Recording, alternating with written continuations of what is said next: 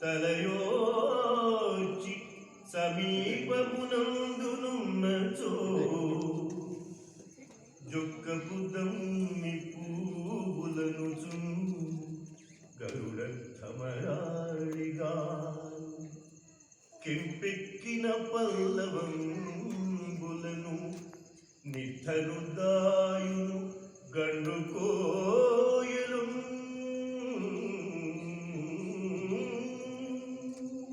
Wow, wow, Adbhutam. What is the title of this poetical work, Gangadhar Kavi? Tapati Samavarna Upakyanam. You have indeed spun out this love story with telling effect. Subhanallah. Huzur, Rudra Kavi has written a new work which is both poetry and drama. Well, we shall ask him to recite it today. Welcome, welcome, Rudra Kavi. It seems this shall turn out to be a fine gathering. It is indeed commendable that you find time for poetry, Sultan. Rudra Kavi, poetry is the voice of the people. Is it not our duty to listen to it? No wonder that the people of Telangana love you so much. Do you know what the people call you? Marika Bharat, or just Abhiram? It is a gesture of their love, Rudra Kavi. Anyway, we have heard that you have written something new. Sultan, I have tried out an experiment in the folk style of Yakshigan. Let us hear a portion of this new work, Rudra Kavi.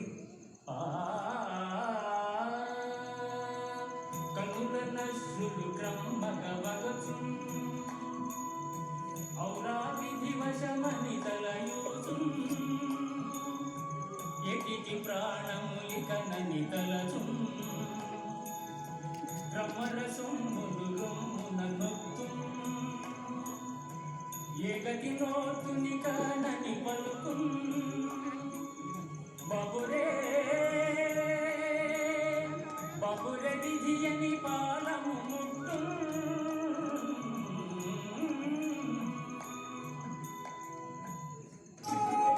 In 1565, Ibrahim's wife Bhagirathi gave birth to a son. Amidst widespread celebrations, the Sultan distributed largesse and named his son Muhammad Quli. Shah को रब ने दिया एक बेटा जिसके दीदार से दिल हो खुर्रम किए शुक्राने दरिया दिल शाह ने रैयत पे बहुत लुत्फो करम चरख ने साल वलादत पे कहा बासे रोजी अहले आलम बासे रोजी अहले आलम. From the very beginning, Prince Muhammad Quli was inclined more towards winning hearts than conquering forts.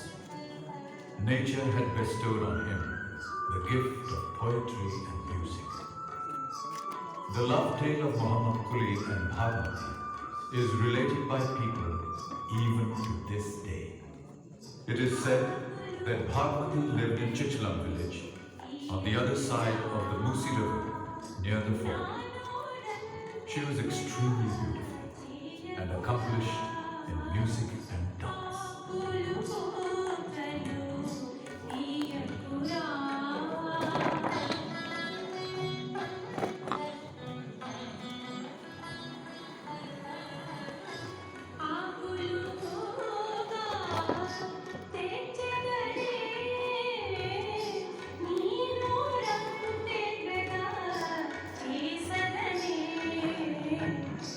ఆకులు తోకలు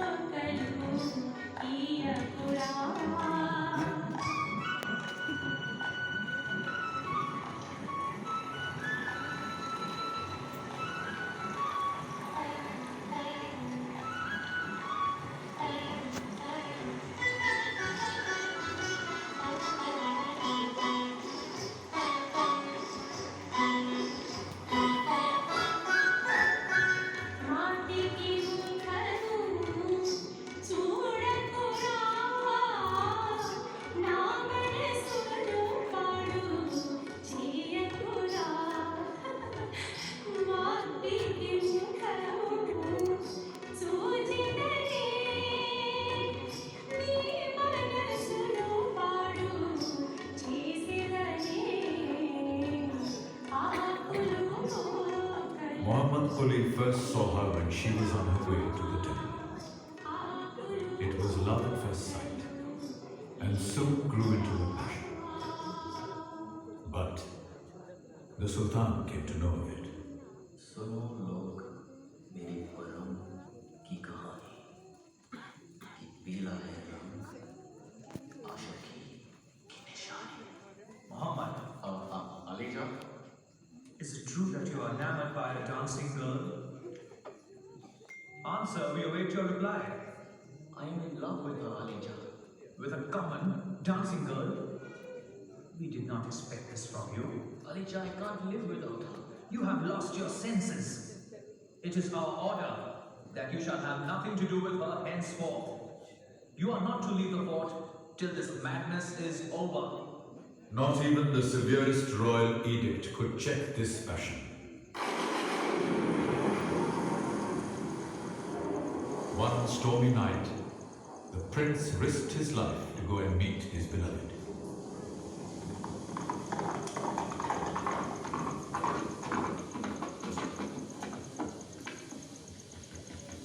Bhagwati! Bhagwati!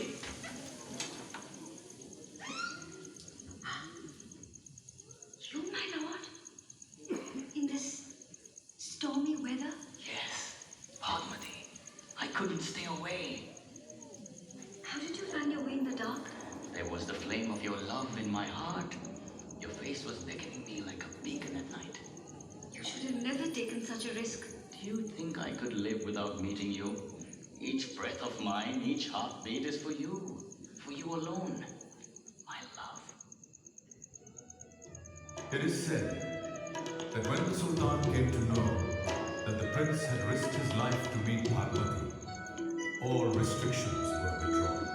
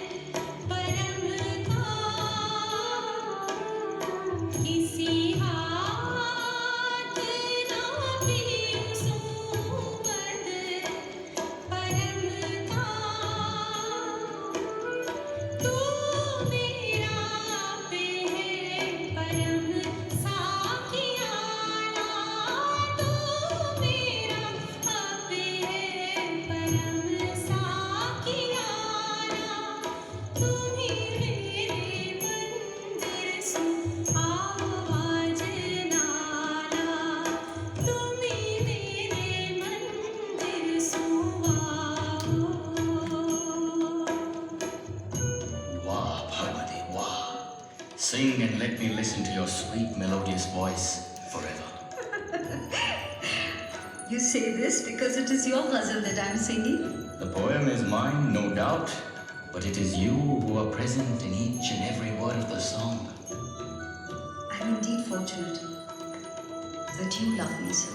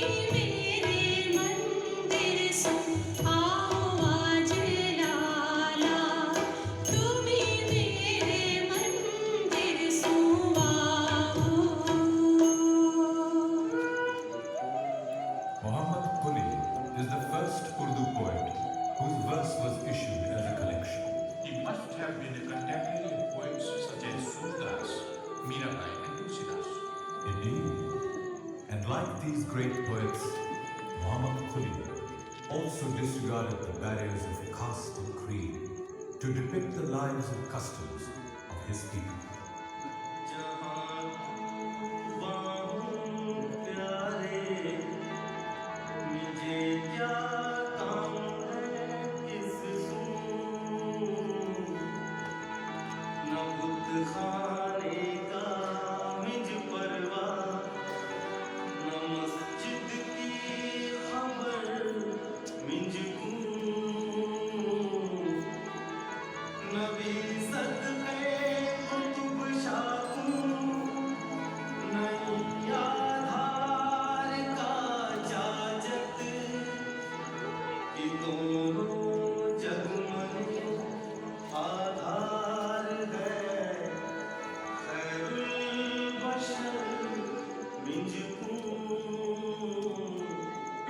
Muhammad Quli Qutub Shah ascended the throne in 1580 at the young age of 15.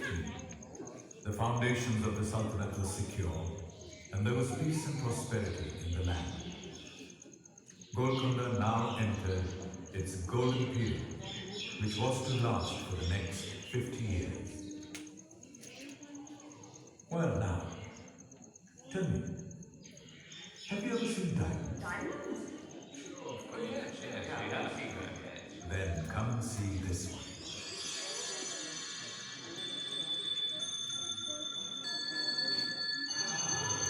What an enormous diamond! Look at its brilliance.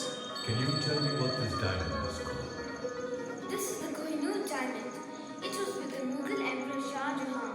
Then it passed through the hands of the invader Nadir Shah and the King of Punjab, Maharaja Ranjit Singh. Finally, it reached the British. But we have heard that the Kohinoor adorns the British crown. The Kohinoor is still in Britain. This is just a replica. Diamonds from the mines of Golkunda were renowned throughout the world. The Kohinoor came from these very mines.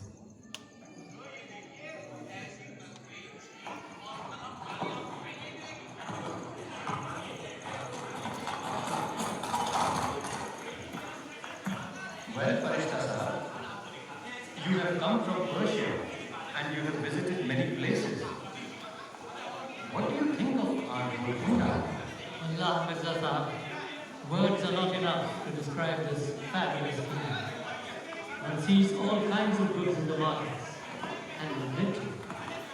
That is why merchants from Persia, Arabia, Turkey and Europe are drawn here in such large numbers. I am collecting material for a historical treatise at present. I feel that it would not be considered complete without a proper mention of this kingdom.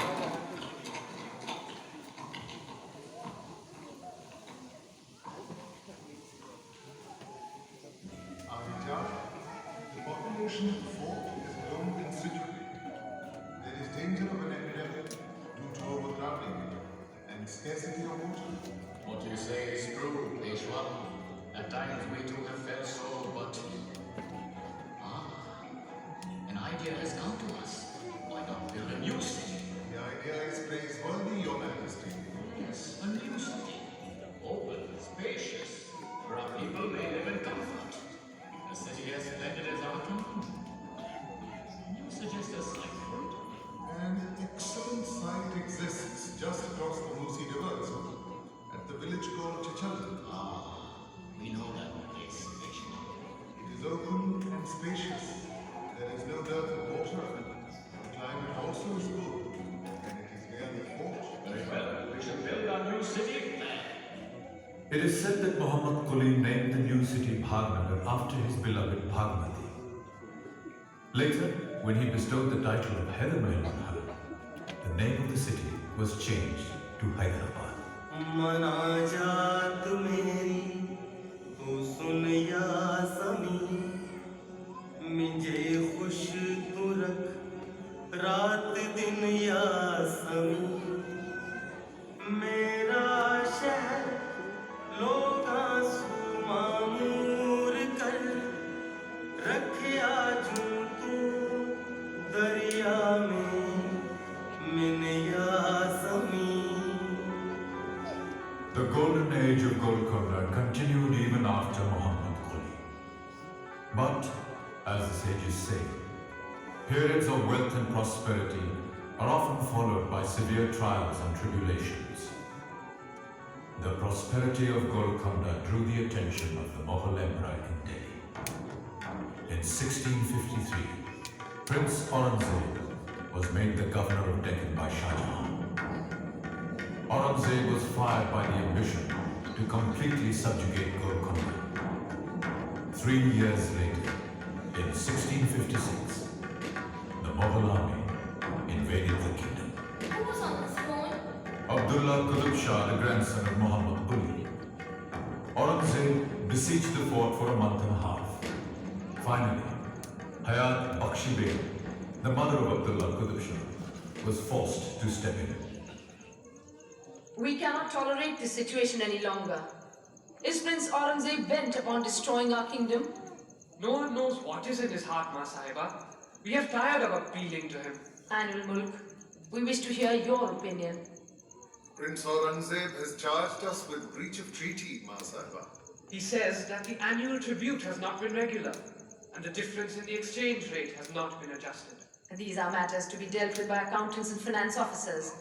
They cannot be solved by besieging the fort with the army. There is also information that the Emperor has sent a firman after considering our appeals. But Prince Aurangzeb has kept it a secret. We have understood the matter, Ainul Mulk. Please have a message sent to Prince Aurangzeb in the Mughal camp that we wish to meet him in person. The meeting of Hayat Bakshi Begum with Aurangzeb had the desired effect. A treaty was drawn up by which Abdullah gave the hand of his daughter in marriage to Aurangzeb's son Muhammad Sultan, along with the Jagir of Rangir and a large amount as indemnity. Surely, this must have dealt a severe blow to the prestige of the kingdom. Certainly. Many changes took place in the state of affairs. Dr. Bernier, the French physician of Shah Jahan, described these changes in his travelogue. Aurangzeb's ambassador at the court of Golkunda speaks and acts with the uncontrolled authority of an absolute sovereign. The Sultan lives a secluded life at the Golkunda fort and does not appear in public to attend to the administration of justice according to the custom of the country. 16 years passed in this manner. Then, in 1672, Abul Hassan, the son-in-law of Abdullah Qutb Shah, ascended the throne.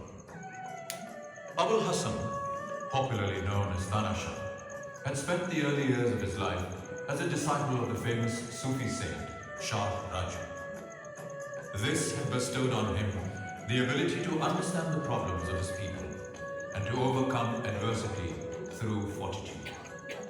He was capable, far-sighted, and tolerant.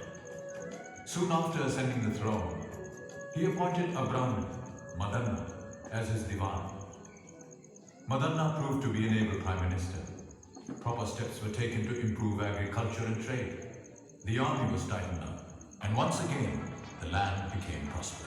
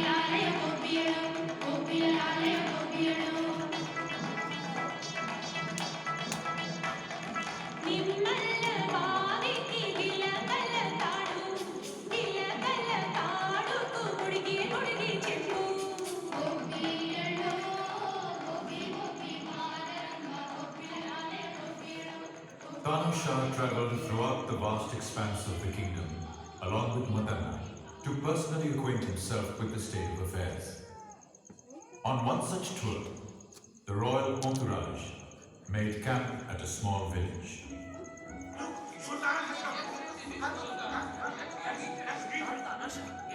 That's him, all right. He has ordered a new well to be sunk here. Divan Madanna Pandit. Ask these villagers if they need anything else. By your grace, lacking nothing. We only needed water, and you see to that. Sarkar, shall we entertain you? How will you do that? By singing and dancing, Sarkar. All right. Let's see your dance.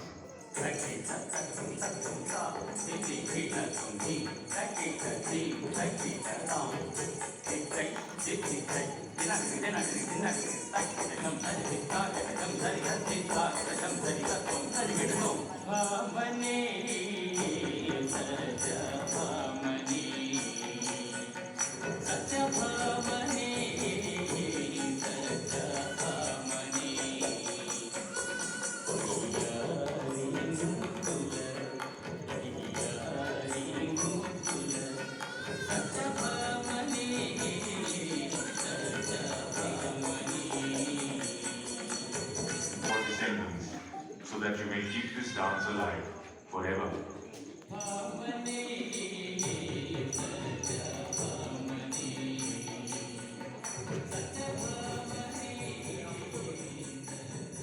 Tell us another story.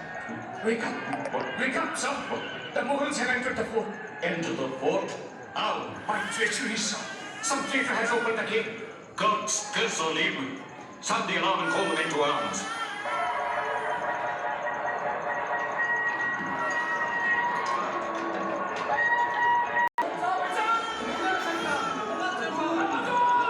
Come, my comrades. Let us teach a lesson to these treacherous Mughals. Come, let's go! Allah!